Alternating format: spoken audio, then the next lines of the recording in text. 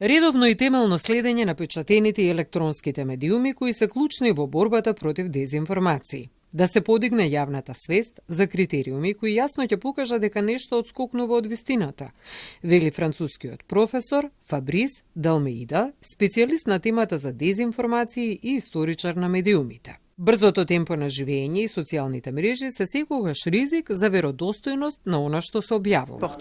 За секоја важна одлука треба да имате време и проблемот е што токму така кога сте на социјалните мрежи реагирате, сакате бргу да реагирате, сакате да учествувате и на некој начин ве повлекува сето тоа.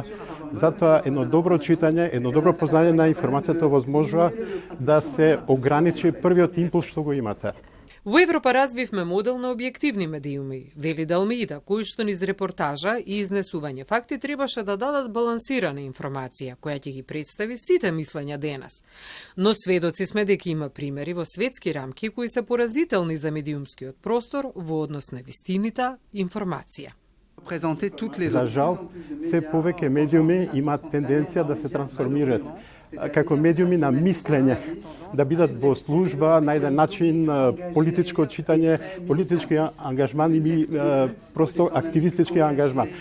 Тенденцијата би требало да биде да сочувате позиција на урамнотежен и неутрален медиум. Според францускиот амбасадор Лери Голер, треба да се признае дека постои потенцијална слабост на демократските општества во однос на манипулација со информацијата. Веруваме во слободата на изразување, вели Лери Голер, но факт е дека секогаш е тешко да се најде тој јасен пат помеѓу слобода на изразување и борба против дезинформација и лажни информации.